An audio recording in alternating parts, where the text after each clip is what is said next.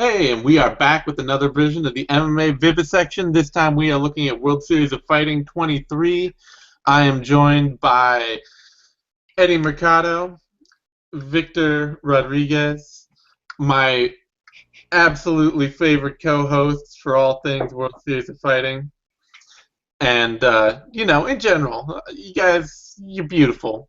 You do good work. Um, We're here to talk Gaethje Palomino 2 and the card under it. Little World Series of Fighting business, maybe, if there's anything to get to. But mostly, we've kind of seen over time World Series of Fighting is slowly sliding into this Titan FC role where they're getting some interesting names that we recognize. They're getting some young guys coming up. They're kind of blending the whole thing together. Their cards are generally strong, but not as exciting as when they had guys like Arlovsky and Anthony Johnson throwing down, stuff like that. So, good, solid, fun card. Nothing's gonna blow casual fans away, but a fun card for fight fans, especially looking for something to watch on Friday night. Eddie, your thoughts? Yeah, I'm pretty excited. First off, follow me on Twitter at the Eddie Mercado. Give us a like on YouTube. Subscribe to the channel, MMANation.com. That whole deal. Yeah, Yeah, this card. Being a hardcore fan, which I don't like to say, but I I'm excited for this card. I feel like all but the first couple fights are at least exciting. If not, you're going to see some hot prospects, see what they're made of. Some of them being tested to see, if they really are a prospect or is there a little bit of hype behind them. So I'm excited for that. We got two title fights on the line, which is great. Gaethje Palomino, the first time they fought, it was, you know, I can't say it was exactly severely competitive, but it was exciting nonetheless. You know, so I'm excited to see it again. And in the co-main event, you got Branch and Holder, which, you know, Holder's got some super heavy hands, and Branch is the middleweight champion, moving up to 205 to perhaps be a two-division champion, which is, you know, that's pretty cool, pretty fucking yeah, cool. So I'm excited. Really good fights, a lot of Dagestanis fighting, which I yeah. enjoy. They always bring it. So yeah, I'm happy. Vic, your thoughts? Yeah, well, at this point, we're going to be having an interesting card for various reasons, and I think one of the biggest things is we've already gone over various times how World Series has essentially co-opted regional promotions wherever they go. This time around, it's in Phoenix again, and so they're drawing from some of the veterans from that scene. There's a lot of tough, gritty guys, a lot of wrestling-oriented guys that really are not your typical wrestle boxer. So some of these matchups are somewhat promising. Some of the matchups at the beginning of the card, maybe not some of the biggest names, but they're at least worth checking out. And as we go up, we're going to see how well uh, everything really has been matched in terms of to the best of the abilities that the promotion could go. Furthermore, this really shows itself to be a testament to World Series of Fighting once again, continuing on the path of getting themselves together and being a much more respectable organization. So it's going to be. It seems like they're running a tighter operation here, and this card shows it. We're going to get into why as we go along. Yeah, absolutely. So, on that note, we're going to skip the first four fights. I'll list them off here just because there's not really much of interest in them to break down. It's for the UFC. I'm happy to go through every fight on the card, but once you get outside of that, there are some fights that you don't need to know about. Jeff Fletcher, Benny Madrid kicking things off at lightweight. Joey Miola versus Randy Stanky. I don't know. Stanky That guy must have leg. gotten so much grief in high school. Hey, Stinky. It's like Yeah, there's no good way that could have you gone. got a name like Stanky that could be easily misconstrued. You better learn how to fight. He needs to fight Danny Mayanus. Oh, there you go. Sticky my anus. Stinky minus. That's right. So their featherweight bout. Totally lost my train of thought there. David Nuzzo versus Andres Ponce. That's a bantamweight.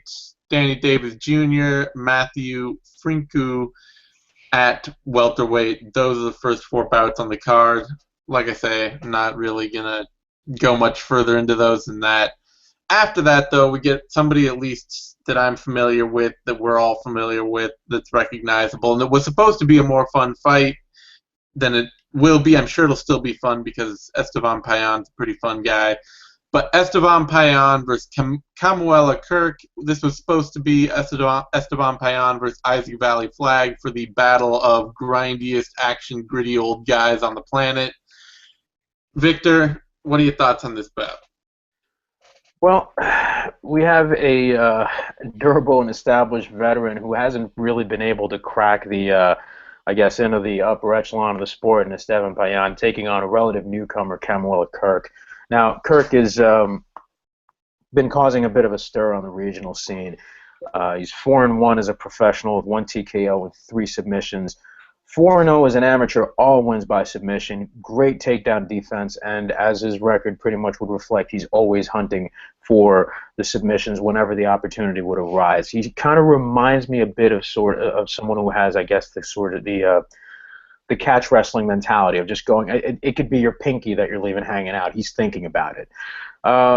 Payan's training at the MMA lab with the inimitable John Crouch and company. You know, he's 16-8 as a pro. Only 2 knockouts, but he's got 4 TKOs and 3 submissions on his record. 2-0 as an amateur from a very long time ago. And the only real notable losses that he's had were to Robbie Peralta and Jeremy Stevens in the UFC. Didn't have a very good run there, and you know that happens. You know that's not really anything that's a major detriment to a fighter that's mostly been on the regional circuit. He did, however, a number of years ago beat the eventual lightweight challenger Luis Palomino back in 2009, and also Roberto Young, who's going to be on this card as well. Very polished boxing as of late, pretty good takedown defense, and he's got that veteran IQ, fight Q. Can I use that line? Is that a good thing? There we go, baby. Hey, I knew that would come in handy someday. So yeah, I think that he's going to have his hands full with a younger opponent like Kirk. I don't know if it's going to be.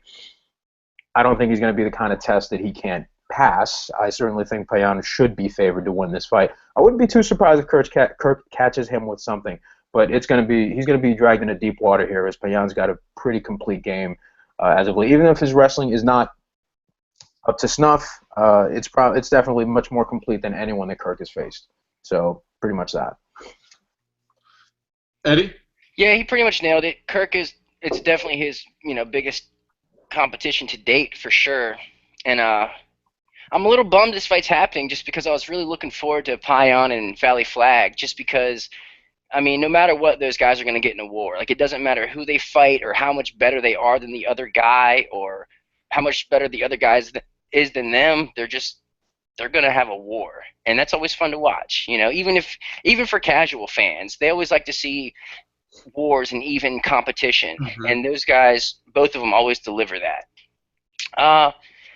Payan, he's been around forever. He's tough. He's well-rounded. He can strike. He can clinch. He's got some jiu-jitsu skills. He can put you up against the fence and throw some elbows and knees and punches, some dirty boxing. He pretty much has tools everywhere. I can't say he's a specialist anywhere or has one area that he's particularly better at or than the others. And I mean, that might explain the way he fights and why it's always such a brawl. It's because I almost feel like he doesn't have game plans. Like, there's no process to it. He just goes out and he just fights you. Like, whatever happens, it doesn't matter. Like, he's not going to go like oh, I'm going to take this guy down or I'm going to strike with this guy. His last fight, he fought a guy on 6 hours notice and went to the 3rd round with him. You know what I mean? Like, that dude was dead to rights, gassed completely in the 2nd round, and he still managed to go to the 3rd round with him. The guy Roberto Ali Young, he's actually on the main card. The guy that Esteban beat, he's fighting Phoenix Jones on the main card, which is crazy in and of itself. But this one, hopefully, I would like to say it's a gimme for Esteban Payan, but I don't think there is such a thing. I think he might find a way to turn this into a war.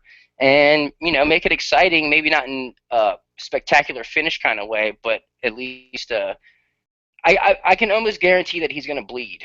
He's probably going to end up bleeding in this fight. I don't think I've seen him not bleed in a fight before. So that's pretty much it. Yeah, I I have mean, for the win for sure, though.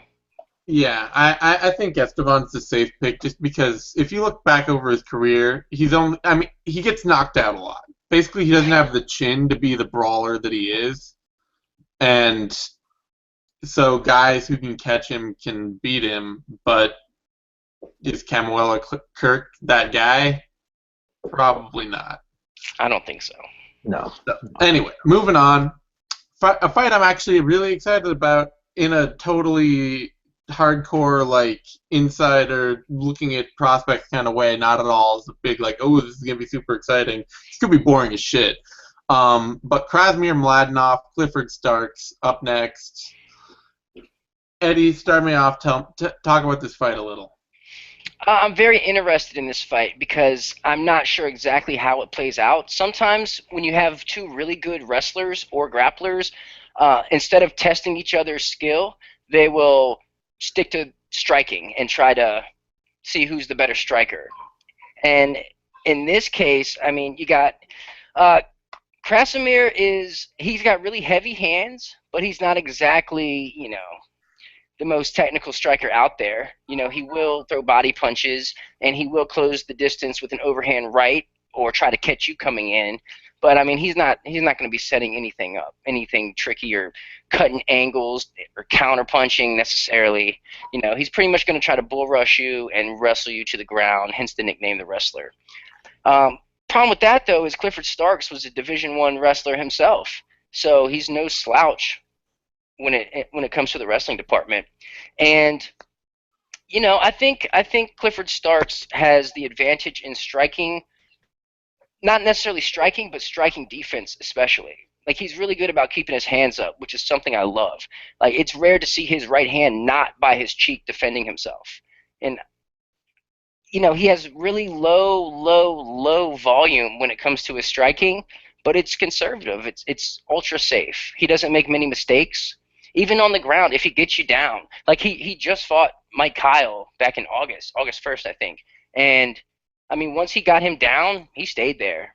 Like, he didn't take, big risks to improve position or to ground and pound. He did what he could, kept it conservative, and grinded out the decision. And I think that kind of mindset goes a long way, especially in an untested fighter like Krasimir is.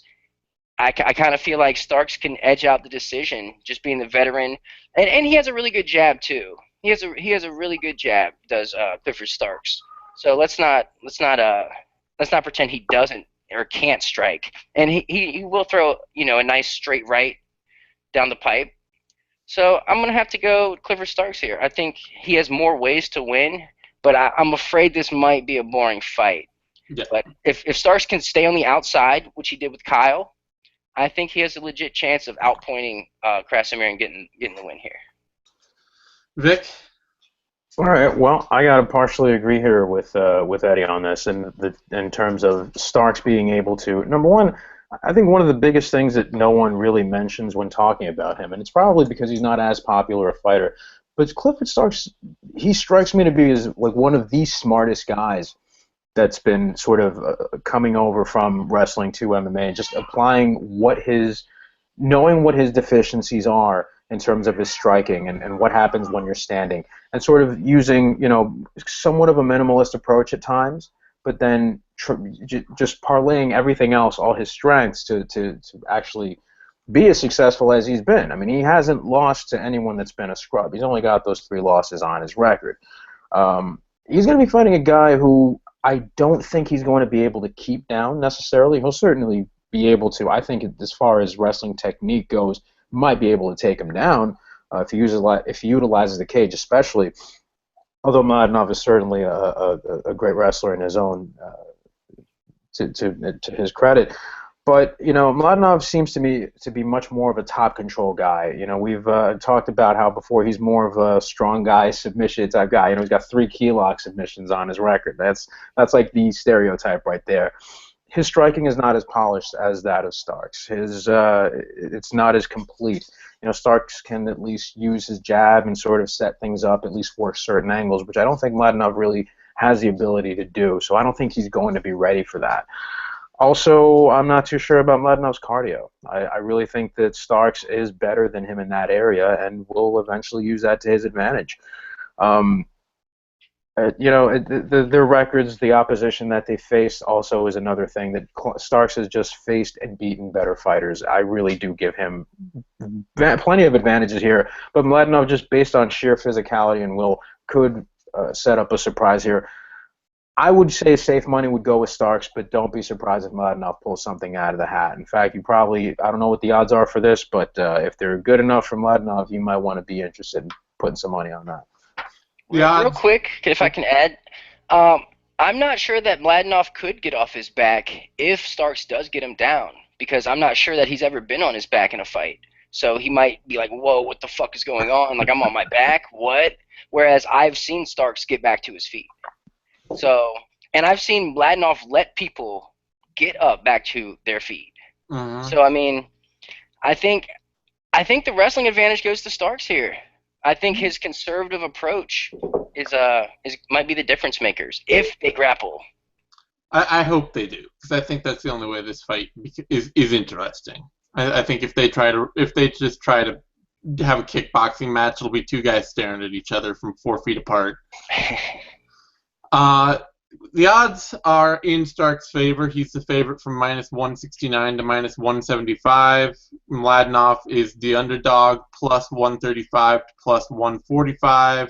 So not a huge difference, but Starks is definitely the favorite here. I think that's fair enough, given his level of competition, given the fact that he matches up well with Mladenov in Mladenov's biggest strength, and that both the guys have about as much experience and time under their belt in the cage. It's not like one guy is particularly fresher or more, cage worn than the other.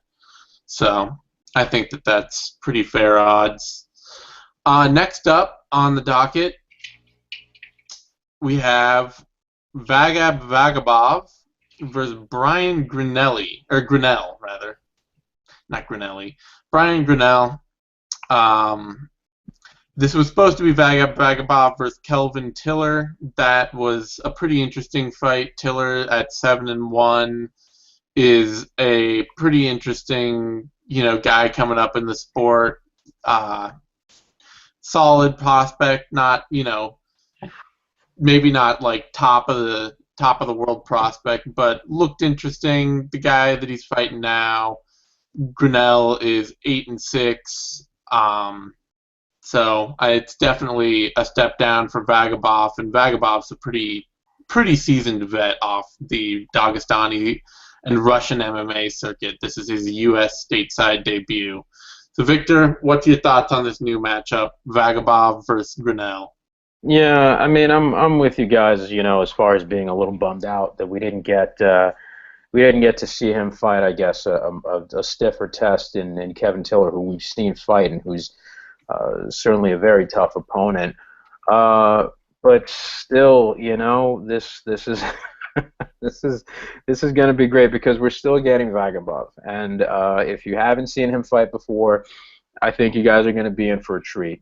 All of his fights have been as a professional because, as we know, Dagestan doesn't play the amateur game.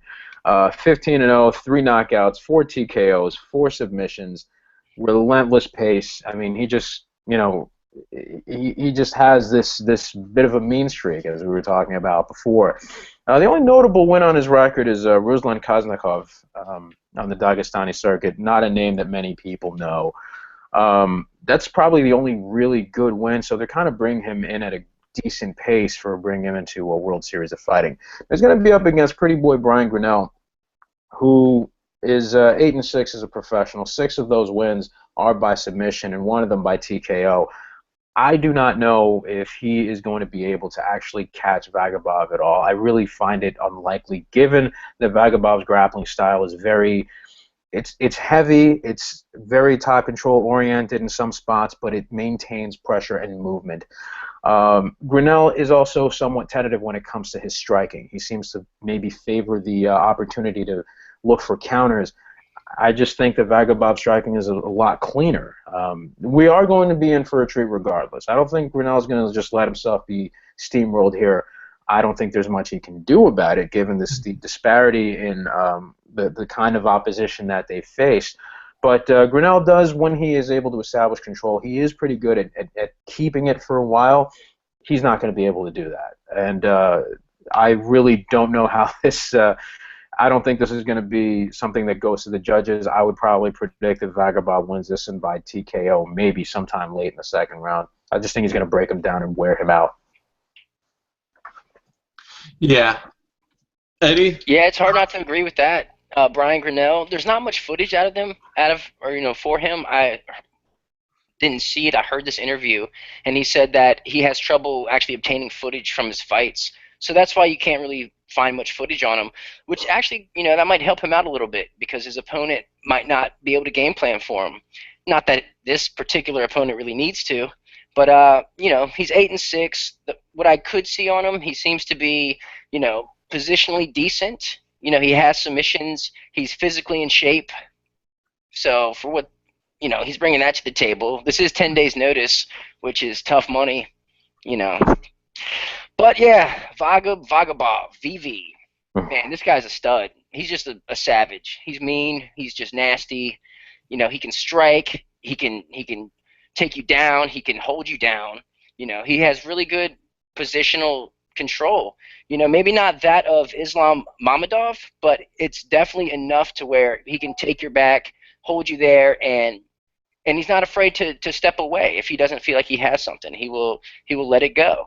Or I saw one of his fights. He took this guy's back and he's just pounding the shit out of him. And the guy just threw his arm up, begging for him to take the arm to get out of the fight. And he's like, nah, I'm gonna just sit here and pound on you. I'm not giving up this position, which I like. He's willing to forego the risk of a submission to maintain position, and I think that's a very smart thing to do. So I kind of feel like he can win any way he wants here. I think he can push the pace on the feet and outstrike him, or he can take it down and grind him out and exhaust him that way. But yeah, like Vic is saying, I don't see this going to the judges, let alone lasting more than a round and a half. So hopefully it's going to be a showcase, and we'll see VV in a tougher test next time. Yeah, Vagabond he's just one of those fighters that is pathologically aggressive for 15 minutes nonstop. So he's a fighter that I think opponents, you're gonna have to get guys who can break him physically, who can knock him out, who can submit him, or you're not gonna beat him. This is somebody that will be on top of you, pounding away for 15 minutes nonstop easily if you cannot physically outmatch him. Yeah. It's that Dagestani, Chernobyl radiated gunpowder water. Those guys are just animals. They are. All right, next up. Are there odds for that? Oh yeah, odds. Of course Probably there are. ridiculous. The odds are on that. No, actually, you know what? There aren't. Shit, I thought there were, but I am wrong. I would imagine it'd probably be the widest of anything on this card. Yeah, I'd probably the late change, and Vagabond not being a real known commodity, he hasn't fought in the U.S. before, is keeping odds on that pretty much. Yeah. So next up, we have LaRue Burley, Brian Foster. This is an interesting match. Bellator vet, UFC vet. Both sides represented here coming together in the World Series of Fighting. Eddie, break it down. What do you think is going to happen in this fight? I'm interested in this fight. I think we're going to, first of all, LaRue Burley is a prospect, a hot prospect out of Power MMA. That's Bader and Dalloway and those guys. And so we're going to see if, he really is worthy, or is he, a little bit of hype. He was in Bellator. He actually went 3-0 in Bellator. He TKO'd Bubba Jenkins, which is, that's no short order. And I believe he also got a submission in Bellator. And not his last fight, but the fight before that. I'm not sure why. Does anyone know why he left Bellator and did an RFA fight? I think it was some sort of contractual disagreement.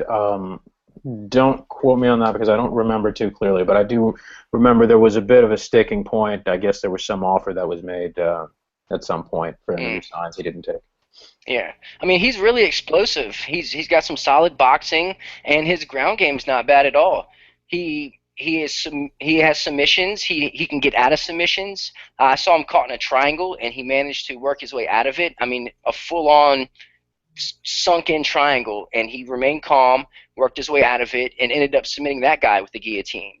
In fact, his last 2 fights were won by guillotine. So he does have, some roundedness to him. 6-0, undefeated. But this is a tough test for him, but I think it's a really good test for him. Brian Foster, former UFC fighter, kind of a mixed batch there in the UFC. He 3-2, but he did have a submission win over Matt Brown, which was very impressive. Matt Brown kicked him in the nuts. He comes back and ended up choking him out with the guillotine. So I always like to see that kind of redemption when a guy gets a shot in the pills and comes back. But he's got really good hands too. He has powerful hands. He's got heavy hands, aggressive hands, even though sometimes they're coming from the hips a little bit wild, which gets him into trouble, as we saw when he had his Glory fight. He fought Raymond Daniels at Glory 11, and he ate a spinning back hook kick to the face, and that ended the day for him. But he's exciting. He's really aggressive.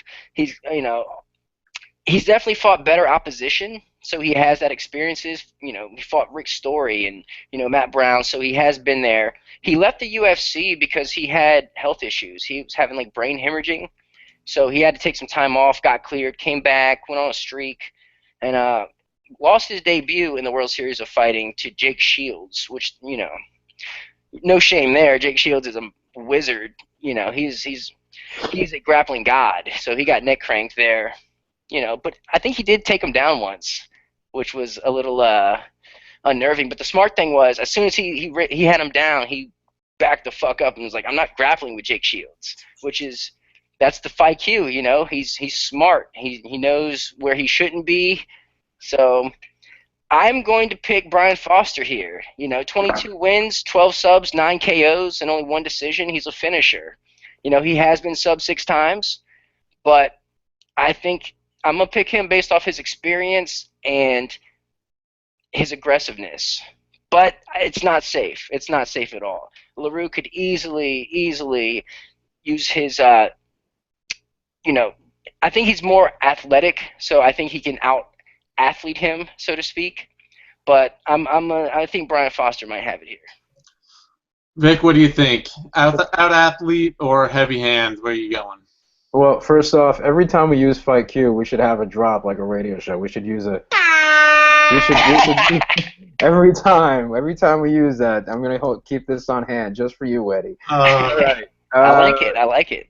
LaRue Burley, Brian Foster. I'm a little disappointed in a way in this matchup because of the fact that, as talented as Burley is, the disparity in their records. A guy like Brian Foster, who's 22-7, and a guy LaRue Burley is 6-0 as a pro, 2-0 as an amateur. It doesn't bode very well for Burley on paper. If you look at it, just purely in terms of numbers and experience, you would expect that the veteran would have more of an advantage in that sense.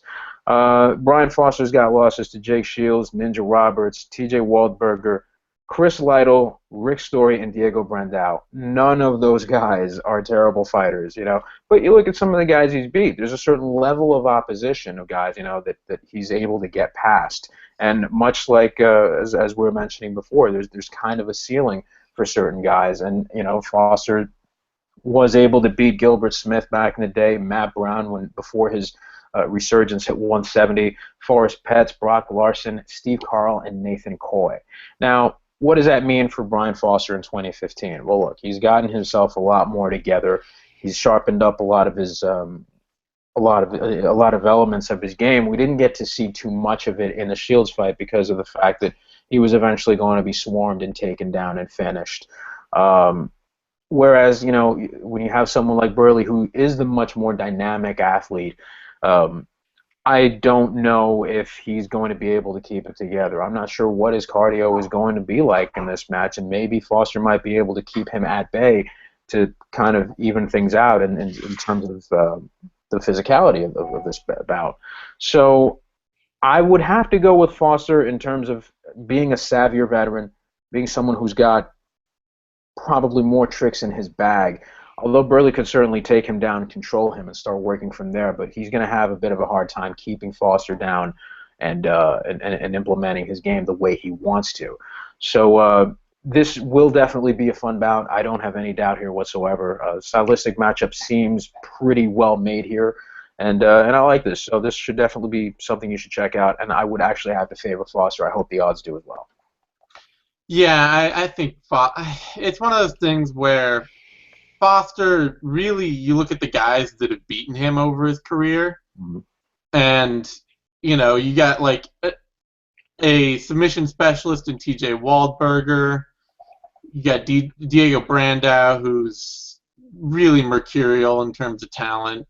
Rick Story, Chris Lytle, Daniel Roberts, and Jake Shields. Like, that's the list. How about that Chris Lytle knee bar he got on him, though? Yeah. That was nasty. It was, yeah. I mean, like, but, you know, you look, so LaRue Burley, is he that caliber of fighter right now? No, not yet. It can he can be eventually, but definitely not now. No. Yeah, he's a good athlete, but he seems like the kind of guy who's come to MMA raw with a lot of athletic tools and is still trying to find his way, trying to get everything together, trying to make everything work. And it's hard to say. It would be hard to favor, you know, maybe in 2 or 3 years I would favor him over Brian Foster, but Brian Foster should still kind of be in the swing of his career, you know. As much as he's fought, he only started back in 2006, so he's right about at that point where, like, soon he could be hitting that point where things stop going his way, but for now we haven't seen the signs yet. It's kind of crazy going from Shields to Burley. That's kind of crazy. I think World Series of Fighting, this is actually a really weird fight for World Series of Fighting. Usually they protect guys like Burley a bit better than this, and usually they keep guys like Foster more in that sort of, you know, Mladenoff starts fighting other guys, a similar experience. I wonder if this is a stay busy fight where they got these guys under contract and they both wanted fights as quickly as they could get them, and this is the only thing they had. Because it's a bit of a weird one. It could be a combination of what you just mentioned in terms of the contractual agreements, and also the fact that maybe they just have that kind of faith in Burley that he'll put up a good fight and might win.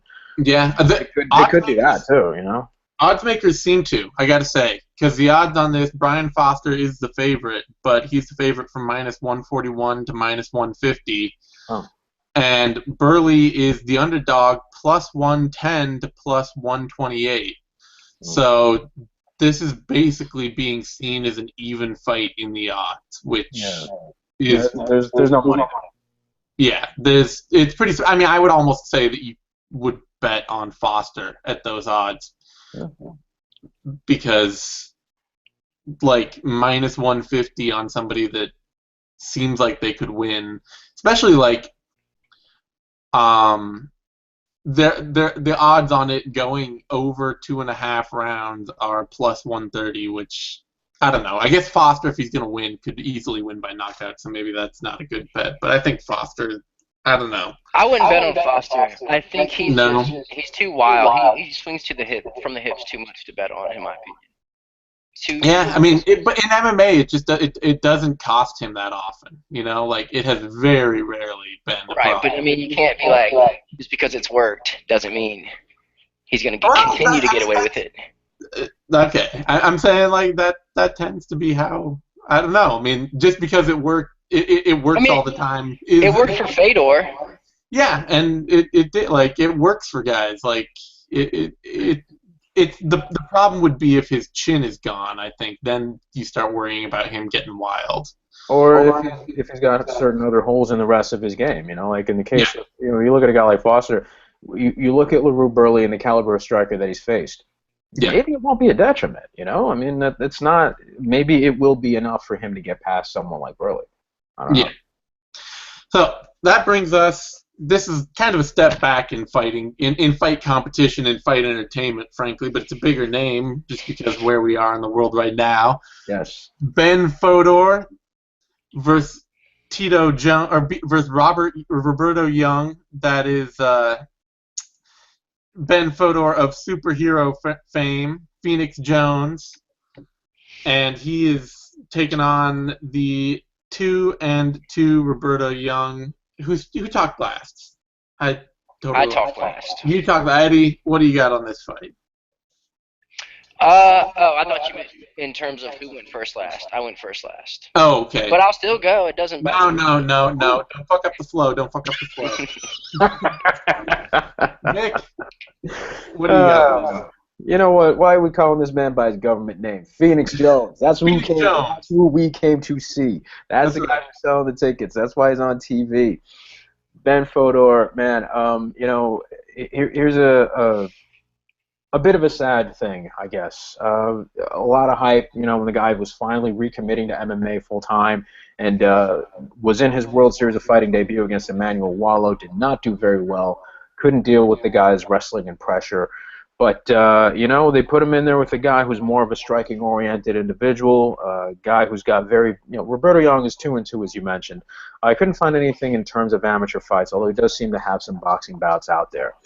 Both wins are by TKO. Very basic boxing, but he does seem to fall right back into the wrestling as soon as he starts getting hit in a manner in which he's not comfortable. Back straight up, and then goes right down for the double leg. Even though with that deficiency, and we all know that that's a problem, his wrestling is still pretty good, and it's gotten him out of some tight spots. His stance is somewhat static, though, which is very strange for you to see these days in MMA. It's more of a stand still and kind of wait for the counter. Not much foot movement, not much head movement. You put him in there with a guy like Fodor, who's 5-1 as a pro, with 1 draw, 2 submissions, and 1 TKO. Somewhat of a deceptive record. I didn't find the notes from the last time that we talked about him, and I didn't actually check this either. But this guy's got like 20 amateur fights, okay, and he's got wins against guys all over the Pacific Northwest, just beating pretty much everyone he could find in that record of note. And, his forte is definitely his striking, and this is going to be much more of a striking bout. This is probably the kind of bout that he should have gotten in his debut. Young has got a very, very tough uphill climb. I would favor Phoenix Jones all day in this, and this is probably not going to go to the judges either. I can definitely say that this is going to be something that goes with a finish, probably late in the bout as well, maybe sometime in the third. So you're going Phoenix Jones all the way. Yes, I am. All right. Phoenix Jones. Man, I remember years back, my buddy was like, hey, man, you got to check this out. And he showed me this YouTube video of this guy dressed in a superhero outfit. And there was some altercation that he was at outside of a club. And he had called the cops, and the cops show up, and all he did was, like, point out the guy that did it. And I'm like, how is this a superhero? Like, the snitch or something. Like, what are you doing? I was like, and at that moment, I was like, this guy's going to get shot. And sure as shit, there was a news report later on that he was breaking up a scuffle, and one of the guys pulled out a gun on him, and the guy's buddy kicked him in the face and, like, broke his nose. And I'm just like, man, this guy needs to stop. So, yeah, and he's an MMA fighter. All right, so with that being said, just so much hate. So, No, I mean, it's not hate. I think you're the kind of guy who would be out on the street protesting Batman. I can see it. I hate fucking Batman. See? Fuck Batman.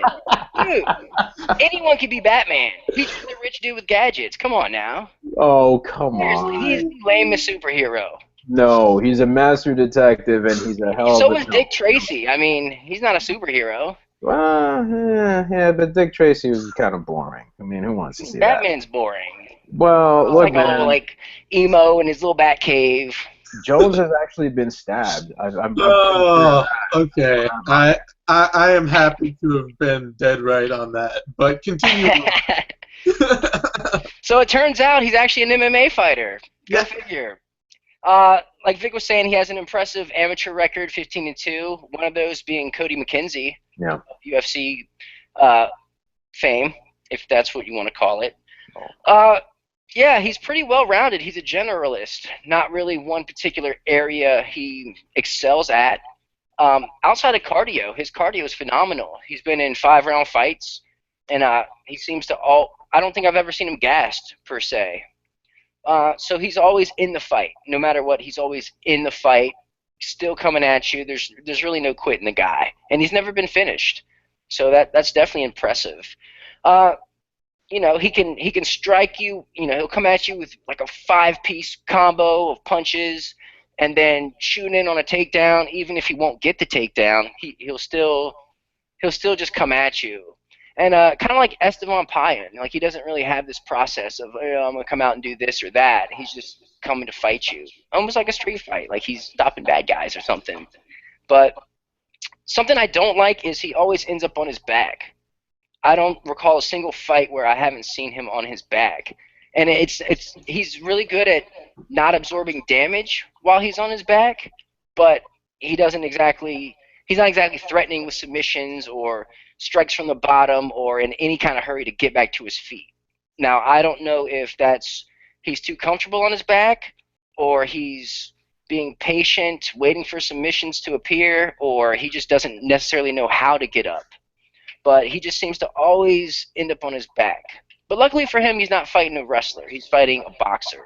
Roberto Young, nicknamed Ali, he used to be a professional boxer. And he said he was just sick of all the politics with boxing, and he's going to try his hand in MMA. So with that being, yeah. Well, I'm not quite sure the mafia or the mob is as involved in the World Series of Fighting as boxing necessarily. I'll take the MMA politics over boxing politics any day. I would actually agree with that. I'm just saying, even though it's almost as if not more insulting than the politics in boxing, I'll still take that deal. Yeah. Well, yeah. It's like he left boxing from Muay Thai in Thailand. I'll give him that. Yeah. But he's a pretty slick boxer. He fully commits to his punches. I mean, he will throw everything into a right hand, to almost like a pitcher throwing a fastball. But he does elongate his punches. He has really good straight punches. He's almost like Michael Page-esque with the way he's comfortable in the ring and kind of taunts his opponent and then just bam, out of nowhere kind of strike him. I'm not saying he's Michael Page. Don't get me wrong here. But I'll vouch for that. He is not Michael Page. He has some really good boxing, heavy hands, and he's got heart for days. He took that fight against Esteban Payan on 6 hours' notice. Like, he woke up that morning not knowing he was going to fight and still fought. And, I mean, a veteran like Esteban Payan, like, that takes balls. Seriously. And, I mean, he lasted to the 3rd round and actually dropped Esteban in the 1st round. Like, he very well could have won that fight. So I'm excited to see him with an actual full training camp to see what his cardio will be like. And I just wonder if Phoenix Jones is going to come out and try to take him down. But I can't trust Phoenix Jones to do that because he's not a game plan kind of guy. So I got to go. I'm going to pick Phoenix Jones based off of cardio. Oh, all of that. And then...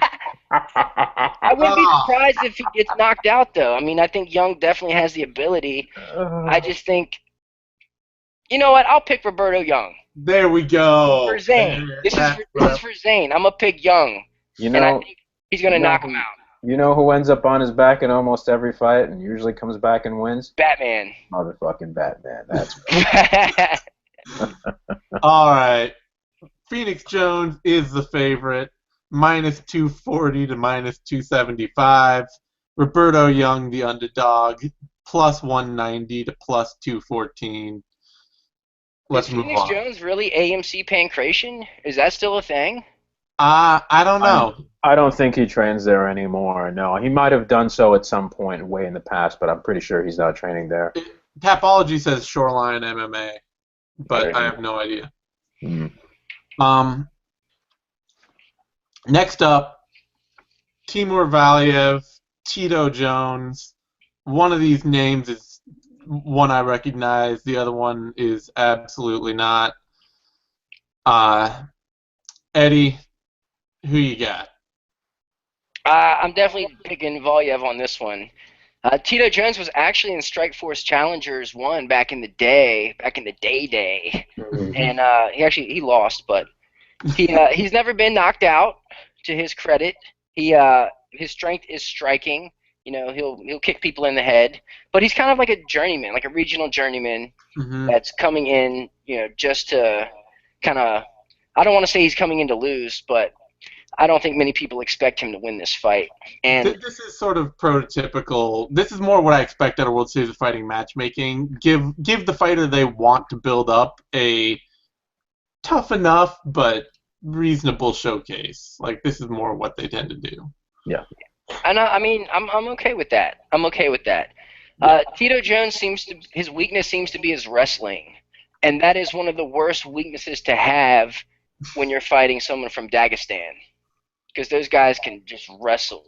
They can grapple their asses off, and you know, Volyev is no different. Not only does he have a dynamic striking game, but you know, his positional control is phenomenal. Like, if he takes your back, you're not getting up. Not only are you not getting up, but you're going to get pounded into oblivion. And he's very smart as well. I've seen him, you know, sink in a rear naked choke, realize he's going to burn himself out, or he doesn't necessarily have it all the way, let it go, and keep pounding the dude. And I love to see things like that. I love to see the position over submission routine. And his combos on the feet are insanely awesome. Right leg kick, left high kick, duck, uppercut, left hook, overhand right. And he's dropping fools with that. So I see this guy actually blowing Tito out of the water. I absolutely see that. I don't see a clear path to victory for Tito Jones here, and I feel like Volyev can win any way he decides. So definitely Volyev, probably first round finish. Vic, you sowing any seeds of dissent on this one? No. Okay. Let's wrap it up then. Timur Valiev is the favorite, minus 700 to minus 800. And Tito Jones is the underdog, plus 450 to plus 615. So sounds about right. Yeah. Now, I'll let Vic talk a little more on this next one. We have the finale of our light heavyweight tournament. The belt is on the line. Dave Branch looking to become that rare two-division champ, a modern-day Randy Couture. And he is taking on Teddy Holder, who I kind of liken to a oversized Phil Baroni. And so yeah, Vic, tell me, who do you think? Do you think Branch is gonna take his spot on the mantle alongside BJ Penn and Randy? Oh my goodness, they're gonna have to give him a crown and a scepter too. He's gonna look like one of the Koopa kids from Mario 3. And Dan Henderson. Henderson as well. And Dan Henderson, yes. That's right, and Dan Henderson. There is a lot of dispute about those titles not being as legit, but hey. Yeah, but whatever. Whatever. Yeah. All right, I got a lot of respect for Teddy Holder. You know, taking some time. He was on the shelf for a bit. He comes back in a fight that no one expected him to win against Thiago Silva. Comes in and knocks him out in just brutal fashion. He's 9-1 as a pro, only one amateur bout which he won. The only notable wins are the aforementioned Thiago Silva and Sean Salmon a couple of years ago. Not much to write home about on that end, although he has been finishing fights in an impressive manner. Now, you put him up against a guy like David Branch, who is, unfortunately for Holder, a far more complete fighter. We saw the fight against Okami, how he was finally really putting not just his striking game, but his entire MMA game together. He's able to utilize his reach. His boxing is much cleaner. It's just much more efficient, and his approach to striking and movement is far better than what it was during his run in the UFC. All of his fights are as a professional, where he's 16-3. He's got 5 submissions on his record and 5 wins by TKO. His only losses have been to Husimar Palhares, Gerald Harris, and the legendary Slam KO, and Rumble Johnson. Teddy Holder hasn't fought anybody like that, unfortunately. David Branch has also beat Paulo Filho, Danilo Vilfort, Jesse Taylor, Yushin Okami, and his last bout against Miguel Leggett, which wasn't as impressive gave him the last-minute opponent change. He fought someone who probably should not have been in the cage with him. But he was able to submit him in a very impressive fashion, showing off some of the wrinkles of how he's able to stream everything together. His submission game has always been present, but it's really much more notable now as far as getting the position and establishing his will from there. So, as much as I like Holder, I think he's got a long ways to go. He's probably got some more upside later on in his career, but even though he's getting up there in age, but I just don't see him having any answers at all for David Branch. He's not going to be able to submit him off his back. It's not his bag. I don't see anything really outside of catching him with some flash knockout, and I don't think that he's technical enough to really get him into that kind of danger. I think Branch just has all of the advantages. He's holding all the cards, and he's going to be holding both belts at the end of the night. Eddie? That's definitely a fair assessment. Teddy Holder comes in on short notice, fights Thiago Silva. Thiago Silva hurts Holder. Holder shows heart and determination, comes back and actually drops Silva and finishes him on the ground with some heavy ground and pound. That's very impressive. Some things I don't like about Holder. Let me tell you what I do like. I like his power. I like his fearlessness, his willingness to just come and punch you in the face. I think there's something to be said for that kind of mindset where it's just, I'm going to come at you no matter what. You can hit me, you can hurt me, cool, I'm still going to come at you and do my thing. Problem, though, is he didn't check Thiago's leg kicks, so I'm not sure if he knows how necessarily to check leg kicks or is aware that needs to happen. I don't like how sometimes his athleticism, overshadows his mechanics. And what I mean is he'll get ahead of himself in a flurry, and then his arms, they start falling by his side instead of coming back, at least somewhere close to his head. And I think that can get him in danger, especially with someone like David Branch, who has been, time and time again improving. We keep seeing him become a better and better striker, using his footwork, using his range. And, Branch can be guilty of the same thing, of not bringing his hands back. Like, he'll punch with the left and his right drops. He'll punch with the right and his left drops. And that's going to be the opening that Holder will catch him if that happens. There's definitely a gap there and a chink in the armor to where Holder can definitely make that happen. But can he close the distance and get close enough without being smothered in a clinch, or Branch just simply staying out with his jab and staying out of range? Branch, the middleweight champion, he's been there. He's fought UFC fighter caliber, UFC caliber fighters. His only 3 losses were notable, like Vic was saying. He made SportsCenter's top 10 plays when he got slammed by Gerald Harris. Paul Harris held on to the heel hook for a little longer than Yamasaki would like, and Yamasaki gave Paul Harris a talking to after that. And a lot of good that did him. Oh boy, yeah, right. He done learn there. That was foreshadowing, if anything. And he fought Anthony Johnson, and although he lost to Anthony Johnson, he almost finished Anthony Johnson at the end of the second round with the triangle. If there was 30 more seconds in that fight, who knows? Both of their fight paths could have been different. So he's a BJJ black belt under Renzo Gracie. So that is a real threat. That is a serious thing to deal with. And he definitely just has more tools to win this, I feel like. And as long as he can stay out of danger, it's his fight to lose. So I definitely have to go David Branch here. Yeah, I think that it's basically going to be, Holder has like 3 minutes to win this fight, and if it doesn't happen then, it's not happening. Right. Holder's never seen a second round, so yeah. You got to question his cardio. And the way he comes out, guns a-blazing.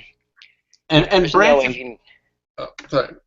Yeah, there's just no way he can keep that pace up. I don't see, especially a 5-round fight. Well, and especially with his physique. He's not a guy who's built for cardio. He's just not. Yeah. And Branch, he's a guy too that, like, he basically got. He's a guy that, in typical fashion, the UFC signed way too early in his career, and then cut him really early in his career. And now here he is, he's been at his peak now for 3 or 4 years, and he hasn't lost. He beat Dustin Jacoby, Paulo Fio, Danilo Villafort, Jesse Taylor, Yushin Okami, Jesse McElligott, all that since 2012. Those are like, these are the prime years of his career, and he's spending them all outside the UFC. But there's no reason to think that unless Teddy Holder just absolutely lands a huge bomb early, that Branch is losing this fight. And we've never seen Branch show a bad chin. Like, getting slammed on the back of your head to get knocked out does not show you have a bad chin. Yeah, for sure. And I mean, outside Anthony Johnson's going to a decision with him that he's taking a punch or two. Yeah, and actually that fight showed that he's capable of staying the fuck out of danger. Like, yeah. He's smart. He knows hey, this guy has heavy hands. Let me not try to come brawl with him. Yeah. He's smart. He's a very intelligent fighter. So to that extent, the odds, Dave Branch is the favorite -340 to -425. Teddy Holder, the underdog, +275 to +318. And that feels right to me, pretty much. Yeah. I mean, for someone who kind of has a puncher's chance, I think that's legit. Yeah. So, final bout, main event, we have the rematch title fight, Justin Gaethje, Luis Palomino. This was the last fight for both men, I believe. So we are getting an instant rematch despite the KO. Just a slobber knocker of a brawl. Vic, what are your thoughts? How do you see this going? I'm a little saddened by this because I'm not a fan of immediate rematches in the instance of someone getting finished. Like, Cain Velasquez getting submitted or Renan Barão being obliterated, But at the same time, you have a shallower pool of fighters in World Series of Fighting. They put on a sensational fight that put their organization back on the map. I mean, the last really notable fight that you can think of that was given a great deal of exposure was probably Rumble Johnson versus Arlovsky. Here you have two guys who aren't known for being UFC guys, who they can pretty much claim to be, to a degree, homegrown talent, at least in the case of Gaethje, and someone who's sort of finding a second win in Luis Palomino. Now, just a bit of background on both of these guys. Gaethje's 14-0 as a pro, 3 knockouts, 8 TKOs, and 1 submission, also 7-0 as an amateur. He's gotten wins over guys like Nick Newell, Melvin Guillard, and, that wasn't maybe the best Melvin Guillard, but that's fine. Brian Cobb and Jay-Z Calicante. We have Luis Palomino, who's beaten a litany of guys, and he's had some losses, some tough ones. He's 23-10 as a professional. All of his fights have been as a professional. 7 knockouts, 6 TKOs, and 2 submissions. His run in World Series of Fighting have been wins over Jorge Patiño in what was actually a pretty decent fight, and a not-so-exciting fight against Luis Gonzalez that ended with a spectacular finish out of nowhere. He did also end up beating Darren Cruikshank, Edson Berto, Jorge Masvidal, Crazy Horse Bennett, and Jay-Z Calicante as well. So, taking these things into consideration, neither one of these guys is someone who has really been implementing their wrestling as of late. They're not afraid to go to the ground if they have to, but they're going to want to keep things standing. And I was very worried about Palomino's chances in the first fight when I saw that he wasn't checking leg kicks and he wasn't really defending anything that had to do with kicks that Gaethje was throwing. So I gotta wonder if he's cleaned up that aspect of his game, and if that's going to be much of a factor. And maybe if he's able to do that and maybe apply much more of the forward pressure against Gaethje, he's going to have a far better chance than he had last time. Last bout that they had was a very good fight. It was even in certain spots, but there was no real doubt that Gaethje was winning that. If that had gone to a decision, I think everyone would have agreed that Justin would have won that bout. So, taking that into consideration, Palomino's had a lot of work to do to prepare for this opponent now that he's got an idea of a better idea of how he fights. But then, Gaethje's training up a grudge with Trevor Whitman, who's a very, very clever and one of the most underrated coaches in the sport. So, I got to wonder if he's adding certain elements as well and preparing to cover up for some of the deficiencies to not let Palomino get the same looks that he got the first time around. So, I'm not sure what the odds are for this. I would certainly say Gaethje. The odds are good enough. You should probably put a little money on Palomino because he's got a hell of a chance to win this bout. He can certainly come back much more motivated, much more pissed off after that first bout, and much more focused to really put everything together and win that strap. Eddie, you giving Palomino the same shot? Not a chance. Nope. I Nope. don't think I would put any kind of money on him, honestly. I think if you want to put money on Palomino, you might as well just donate your money to me, and I'll go ahead and blow it so you don't have to. But spend it on hair gel. spend it on hair gel. Actually, this is just out the shower. Out the shower. No, all right, so before I talk about this fight, as far as like rematches coming off a loss, I kind of feel like Kane deserves a rematch. You know, I think if anyone deserves one, he definitely does. Does Palomino deserve a rematch? I don't think so. I can't say that. However, it makes sense business-wise because I don't think there will ever be a bigger draw with these two fighting than there is right now. You know, they're coming fresh off the slobber knocker that just happened. You know, there's people still kind of high on it. So I don't think further down the line it will draw as big as it will right now.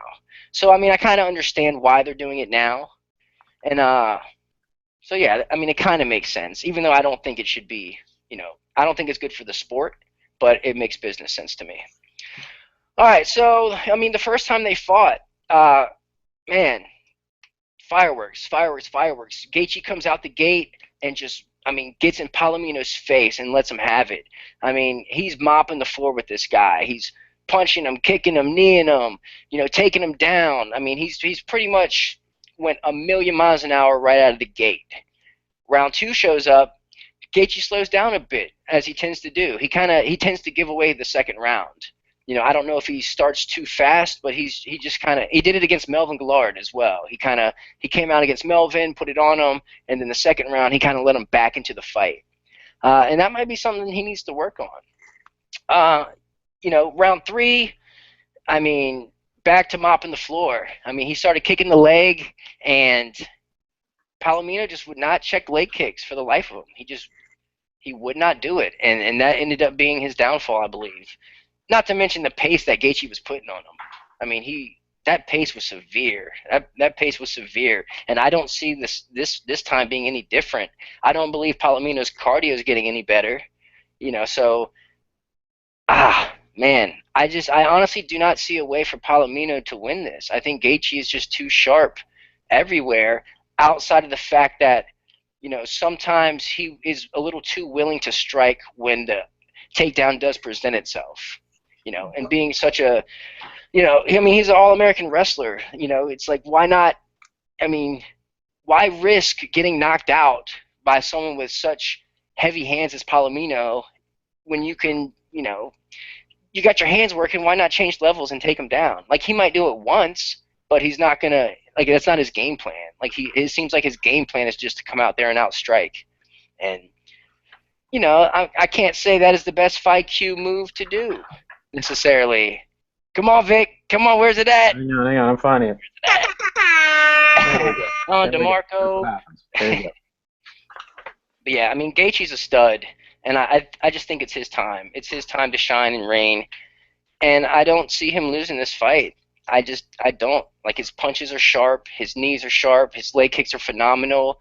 He'll get into clinching range, he'll clinch with you, and he will kick the leg from the clinch. Yep. And I mean, that's severely smart to do, because when you're in that position, you can't really flex your leg muscle, so the kicks hurt. They penetrate right down to the bone, and that shit hurts. I don't know if y'all have ever been leg kicked, but that shit fucking hurts. So I just, outside of a you know, an early knockout from Palomino, this is Gaethje all day, in my opinion. So Gaethje, I see him getting the finish again in under 4 rounds. So yeah. All right. What are your thoughts, Zane? I think first of all, I will say this: Gaethje is offensively a brilliant fighter. Like, he's a fantastic offensive fighter. Defensively, he is a less than brilliant fighter. Like, the dude gets hit a lot, and part of that is just because he's aggressive and high output, and any high output striker in MMA will get hit a lot. Every single guy who throws a lot of strikes in this sport gets hit. Even TJ Dillashaw, you see him taking some heavy shots because he's out there throwing like 200 around. You can't do that and not expect fire to come back at you. So that at some point Gaethje will be living on his chin, and in the same way that you could say Conor McGregor is living on his chin. There are fights where, especially like that Chad Mendes fight, where Conor McGregor is just walking straight into some heavy leather, and knowing like this isn't gonna hurt me, so you have to actually knock me out. And while the chin's there, Gaethje's gonna be successful, and I doubt his chin is about to go. A few years from now, he could be. I mean, he could be the kind of fighter that like 7 or 8 years into his career starts to hit the skids because he takes so much punishment. Like, I wouldn't be surprised about that, but we're not there yet. He's only 26. Yeah, but I mean, this shit hits early for some guys. Like, it's the truth. The combat sports is it's not about age; it's about how much mileage you put on. And I mean, a guy who fights like that in the cage is fighting like that in the gym too. Like, that's a very good point. That's a very good point. Palomino, he's the kind of guy, like, I feel unfortunately like for him, he's the kind of guy who probably lost that last fight before he was going to get to the UFC every time it came up. He'd win like 4 or 5 and then be like, I win this next one, I get that contract, and loss. And then he'd go out and win 4 or 5, loss. And that's just sort of been the story of his career. Good fighter, but doesn't have a lot of all of the like connecting basics for somebody who's as striking based as he is, and good grappler as well. He's like I kind of talked about. I've talked about with some other fighters. He's the kind of guy who's more likely to throw like a wheel kick than sit down on a jab. Yes, absolutely. I can see that. That's his capoeira background. Yeah. And guys like that, I mean, they don't tend to beat guys like Gaethje. They don't tend to beat a solid technical, reasonably technical, doesn't have to be even a master class, but a solid technical striker with a good chin that can sit in their face and put volume on them. This is like the Paul Felder, Ross Pearson thing. Like, and you could take that as the hyper extreme of what you're looking at here, where Felder is a much bigger, stronger, more explosive version of Palomino, and Gaethje is and Pearson is a much like weaker, less powerful version of Gaethje, and Pearson still beat Paul Felder because Paul Felder wants to throw spin and shit, and had a fighter in front of him who was actually like, okay, I'm just going to come in, throw 3 strikes, get out, come in, throw 3 strikes, get out, and stop you from doing all that. So even when you take the absolute disparity of like huge, powerful guy versus small, scrappy, lightweight, you still get the scrappy guy winning on volume. And I think, here you have Gaethje being the bigger, more powerful lightweight who also puts volume on, and Palomino being the smaller, scrappier guy who tends to look more for single big shots. And it really just does not swing in Palomino's favor. He has to get lucky, and if he doesn't get lucky, he's not winning. Do you think Gaethje's going to come out and just try to stand with him again? Yeah, probably. I mean, I haven't seen anything from Gaethje's career that would suggest that he's not trying to outwork everyone striking, and then, if he feels like he needs to go to his takedown game, he will, but his first stop always seems to be to throw hands. I just feel like Palomino has such an issue getting off his back. He's so willing to just kind of grab you and pray that the ref stands it up, that it seems like a way more clear path to victory for Gaethje, even though it might not be as exciting. even when Gaethje dumps guys down, though, I think he tends to just want to stand over them and range shots. You know, he's not the kind of guy who's going to hold somebody down and blanket them. And I think that's just, and that's where the current, like, if you look at where a lot of the best MMA fighters are right now, that's where almost all of them are. You do not see a lot of lay and pray, hold you down, like top control blankets. Now that GSP is gone. Yeah, no more GSP. You know, the John Fitch syndrome.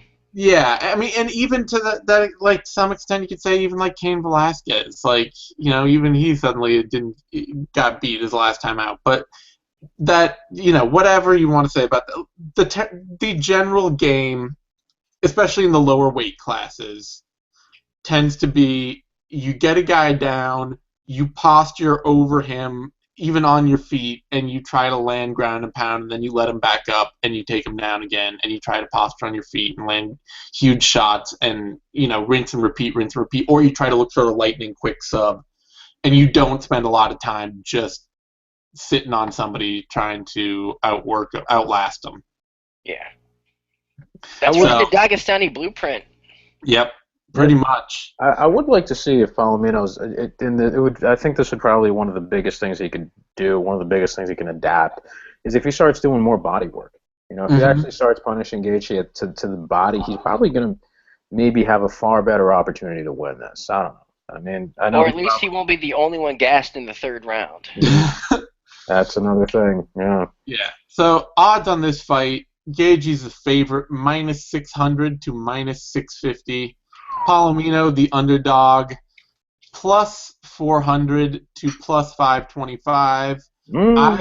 I could see Vic's point about throwing a little coin that way. Now it's clear. Now it's clear why Vic said that. Yeah. Wow. I said if the odds were good. I didn't know what they were, but now we do. So hey, it's, I mean, the idea you can get Palomino at +525. I don't know, $10, you get like 50 back, or you even parlay him with like David Branch. Yeah. You know, or Volyev. Parlay him with Volyev.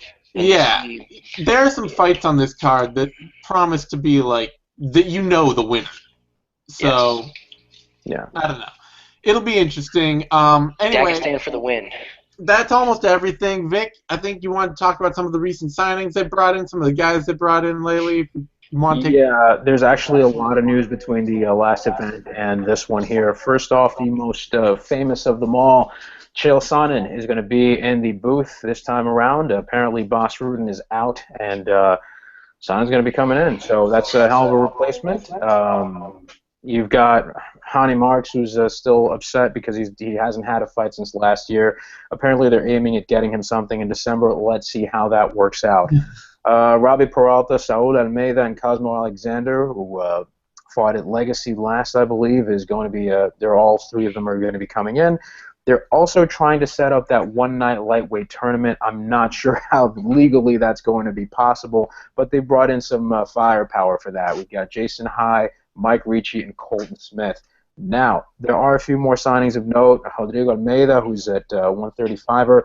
Corey DeVeda at 185, and one guy that I'm pretty sure you're going to be excited about is Shamil Gamzatov, who's a Dagestani prospect at 205 who could be making a lot of noise.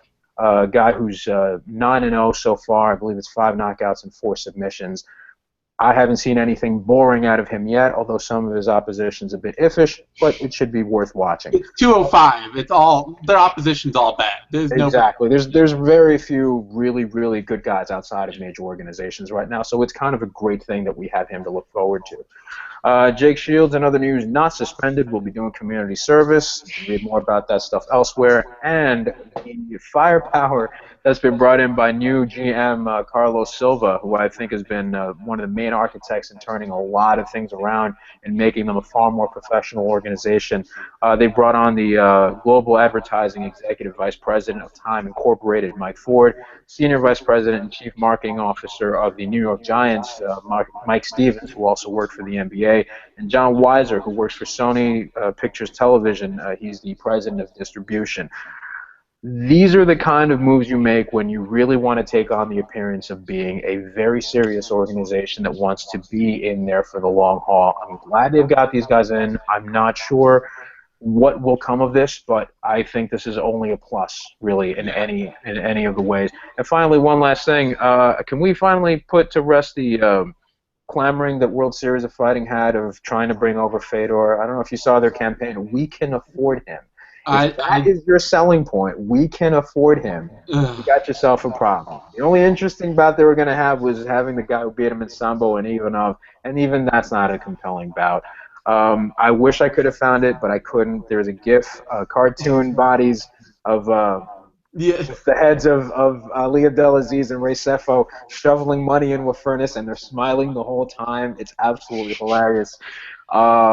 No, yeah, that's pretty much all I've got. World Series looking up. Finally, you know, we've been talking about them for about a year plus now, and man, I don't think it's ever looked better for them in terms of having an actual future. We've been going event to event from like, yeah, they won't be around for another, in another 3-4 months, and now look. It feels like these recent internal moves are the moves of some people that have been putting money into this thing and are now like, look, this is not going the way we want it to. We are turning this around right now. Yeah. Here's all the new people to do it. And that's great. Like, the only thing left for them to do really at this point is, I mean, they've got some reputation rebuilding to do with fighters, obviously. Which they are working on, to their credit. Has Paul Harris had his date in front of the athletic commission yet? No. That they've set the date, I think, for like December. So they've got some reputation to rebuild with their talent. That's a big one.